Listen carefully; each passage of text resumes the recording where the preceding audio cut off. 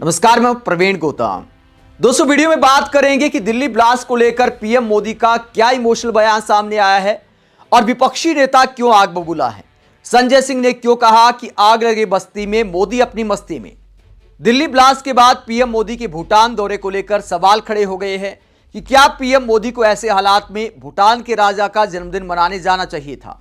हालांकि भूटान की धरती से पीएम मोदी ने संदेश दिया है, लेकिन सवाल यह उठता है कि जब दिल्ली में मातम है तो पीएम मोदी किसी का भी जन्मदिन मनाने भूटान कैसे जा सकते। इसे लेकर विपक्षी नेता सवाल खड़े कर रहे हैं। 2 दिन का पीएम मोदी का टूर है भूटान का, उसे लेकर सियासत गर्म हो गई है।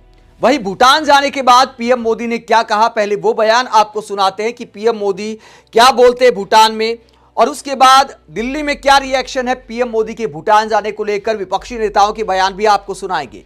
पहले पीएम मोदी ने क्या कहा, जरा सुनिए।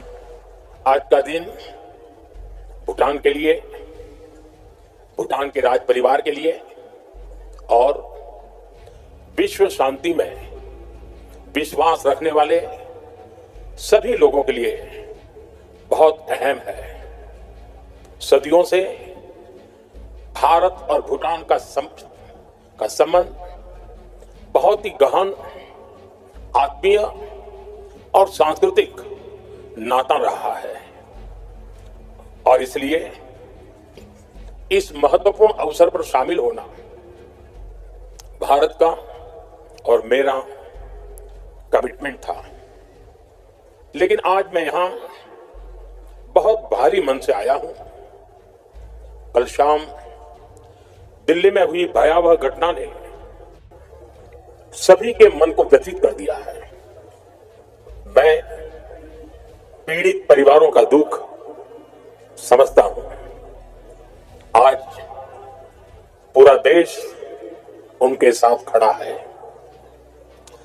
मैं कल रात भर इस घटना की जांच में जुटी सभी एजेंसियों के साथ, सभी महत्वपूर्ण लोगों के साथ संपर्क में था, विचार विमर्श चलता था, जानकारियों के तार जोड़े जा रहे थे। हमारी एजेंसियां इस षड्यंत्र की तह तक जाएगी। इसके पीछे के षड्यंत्रकारियों को बख्शा नहीं जाएगा। All those responsible will be brought to justice. तो पीएम मोदी ने कहा कि बड़े भारी मन से आया हूं और जो भी दोषी है बख्शा नहीं जाएगा। लेकिन सवाल यह उठता है कि जवाबदेही आखिरकार किसकी तय होगी। क्या गृह मंत्री की जवाबदेही तय नहीं होनी चाहिए? आप सोच कर देखिए, दिल्ली में ब्लास्ट होता है और पिछले 1 महीने से गृह मंत्री कहां पर डेरा डाले बैठे हैं। ज्यादातर दिन उन्होंने बिहार में बिताए हैं। कितनी चुनावी रैलियां गृह मंत्री ने की हैं, कितनी रैलियां प्रधानमंत्री ने की हैं। तो क्या यह देश के लिए कमिटमेंट है? कहा जाता है कि पीएम मोदी इतने साल से छुट्टी नहीं लेते, इतने साल के सार्वजनिक जीवन में, राजनीतिक जीवन में कभी छुट्टी नहीं ली है। तो बीजेपी के लिए जो प्रचार करते हैं, क्या उसे छुट्टी के तौर पर ना माना जाए? जब देश के प्रधानमंत्री और गृह मंत्री चुनाव प्रचार में ही व्यस्त रहेंगे तो देश की सुरक्षा क्या सुरक्षित हाथों में है? इसे लेकर विपक्षी नेता सवाल खड़े कर रहे हैं, जवाब मांग रहे हैं, और जवाब मांगना बनता भी है, क्योंकि पीएम मोदी बिहार से लेकर तमाम राज्यों में ये राजनीति करते आए हैं कि पहले की सरकारों में रोजाना ब्लास्ट होते थे। जब से हमारी सरकार आई है तब से आतंकवाद को हमने मुंहतोड़ जवाब दिया है। अब किसी की हिम्मत नहीं है कि राजधानी में आकर इस तरह की हरकत को अंजाम दे सके। तो ये बयान पीएम मोदी ने ही दिए हैं, तो विपक्षी नेता उन्हीं के अंदाज में सवाल पूछ रहे हैं दिल्ली ब्लास्ट को लेकर। और ऐसे में जवाब देने की बजाय पीएम मोदी जब भूटान गए तो उसे लेकर क्या टारगेट किया जा रहा है, क्या सवाल पूछे जा रहे हैं। सुप्रिया श्नेत क्या कहती है, कांग्रेस की प्रवक्ता। प्रधानमंत्री नरेंद्र मोदी बिहार में वोट की अपील करने के बाद दिल्ली की जहरीली हवा से दूर भूटान निकल गए। वैसे कल शाम ही एक भीषण बम विस्फोट में 13 से ज्यादा भारतीय मारे गए। वीडियो और तस्वीरें इतनी दर्दनाक हैं कि देखकर कलेजा फट जाए। तो सुप्रिया श्नेत सवाल उठा रही कि पहले बिहार में चुनाव प्रचार किया, भूटान निकल गए, वो भी ऐसे हालात में जब दिल्ली दर्द में है। वहीं आम आदमी पार्टी के सांसद संजय सिंह कहते हैं, जब पीएम मोदी ने जानकारी दी थी कि मैं भूटान जा रहा हूं, वहां पर 70वां जन्मदिन है भूटान के राजा का, तो संजय सिंह कहते हैं आग लगे बस्ती में, मोदी अपनी मस्ती में, देश पेन में, मोदी प्लेन में। देश की राजधानी पर आतंकी हमला हुआ, प्रधानमंत्री जन्मदिन मनाने निकल पड़े। गृह मंत्री बिहार चुनाव में व्यस्त हैं। देश कब तक ऐसे संवेदनहीन प्रधानमंत्री और गृह मंत्री को बर्दाश्त करेगा? तो संजय सिंह सवाल उठा रहे हैं कि क्या ऐसे हालात में संवेदना दिखाते हुए भूटान दौरा रद्द नहीं करना चाहिए था देश के प्रधानमंत्री को? और गृह मंत्री के चुनाव प्रचार पर भी सवाल उठाया है।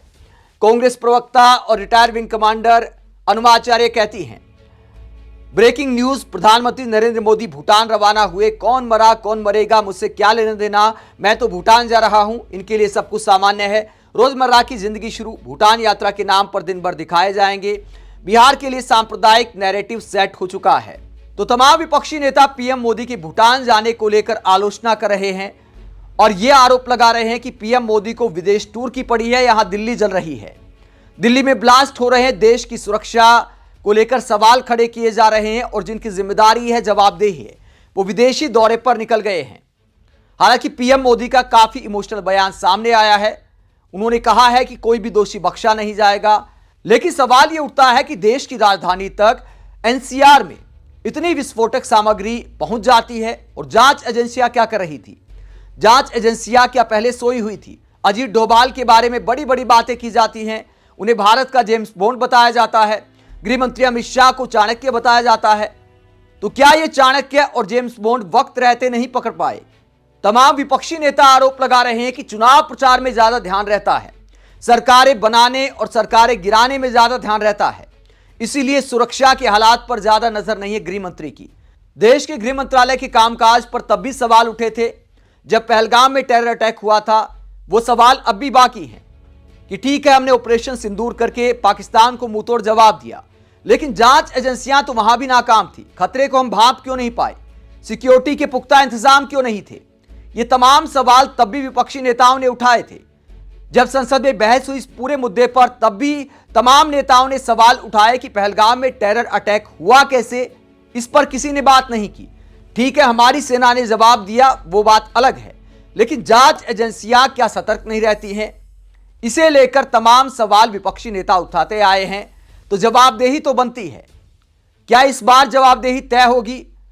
जब मुंबई में टेरर अटैक हुआ था तो सुशील कुमार शिंदे का इस्तीफा हो गया था, तब के गृह मंत्री का। मीडिया ने बवाल काट दिया था, लेकिन अब मीडिया में अमित शाह के लिए एक भी सवाल नहीं है कि देश के गृह मंत्री का चुनाव में ज्यादा ध्यान होना चाहिए या देश की आंतरिक सुरक्षा में। आप इस पूरे मसले को लेकर क्या सोचते हैं? कमेंट बॉक्स में अपनी राय जरूर दें। साथ ही चैनल को सब्सक्राइब भी करें। नमस्कार।